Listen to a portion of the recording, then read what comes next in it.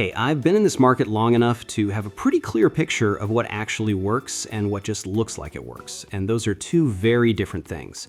For the past few years, I've been systematically going through crypto platforms, tracking results, documenting what holds up under real conditions. And the area that's been pulling my focus lately is AI-driven trading infrastructure, because the results I've been seeing are starting to speak for themselves. So today, I want to show you what a properly functioning AI arbitrage setup looks like in practice. Every step, nothing glossed over, and then sharing some things from my own experience that I think will save people a lot of unnecessary pain. All right, let's move. Platform is up right now, and I'm launching it here. Okay, we're in. So first thing is choosing a coins pair. And the reason this list is as broad as it is comes down to one thing. It's active across 20 exchanges simultaneously, which is what makes the coin selection this wide. Okay, I'm clicking into live mode here, and now the wallet address field comes up. So I'm jumping into my wallet to pull that. Okay, copying it. Back on the platform now and dropping it here, sorted. Then capital allocation. This is simply the amount I'm putting to work this session. Going with, yes, right there, that works.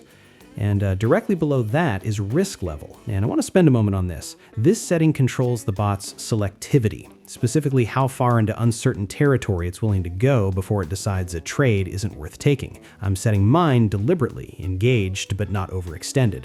And then last configuration is arbitrage strategy, which is the specific operational logic the AI is going to follow throughout the session, the framework it applies when scanning for price gaps between all those exchanges.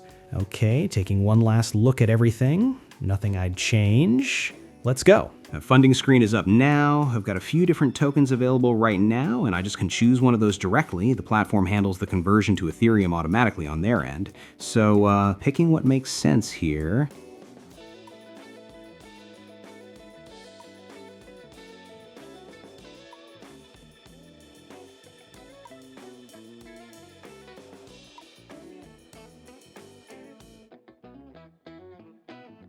Okay, done. Hitting continue, and good, the bot's live. Dashboard is showing me all info, trades, win rate, average spread, and chart in real time. And for something operating across this many exchanges simultaneously, the interface is impressively clean. Now it's just, we let it work for some time.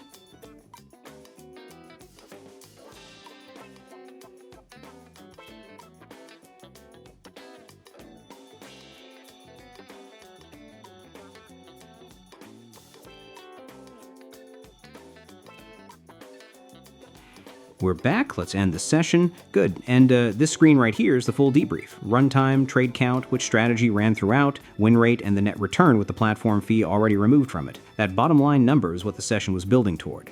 Tapping withdraw now, just giving that a moment while it's landing to my wallet. So while we wait, let me get into something that I think matters. So before anything else, let me make sure the actual mechanics of what just happened are clear, because this part tends to get skipped over. What this bot is doing is monitoring the price of the same asset across all those exchanges in real time, every second, without interruption.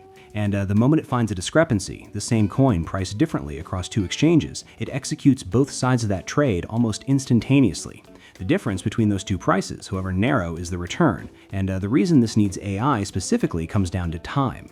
These windows are measured in fractions of a second. No manual process catches them consistently. The technology exists specifically to close that gap. Okay, so now I want to get into the part that I think is actually the most important thing I can cover in this video.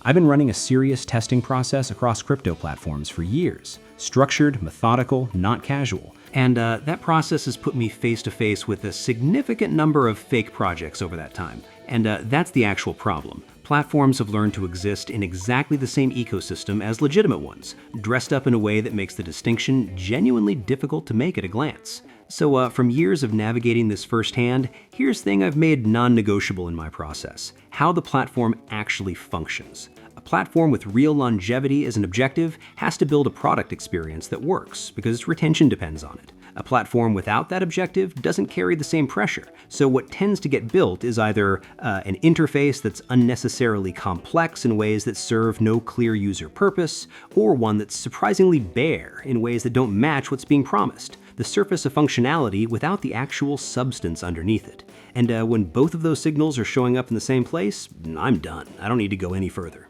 And so here's where I want to leave this. Not with a recommendation, but with something more useful.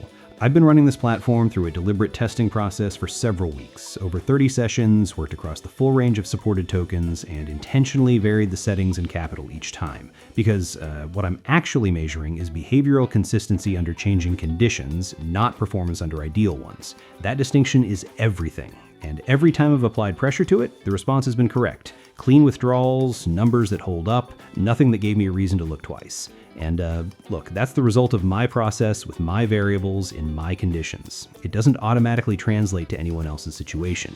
The only thing that will actually tell you something real is running it through your own process. That's not advice specific to this platform. That's just how this space needs to be approached right now. Link is in the description, and thanks for watching.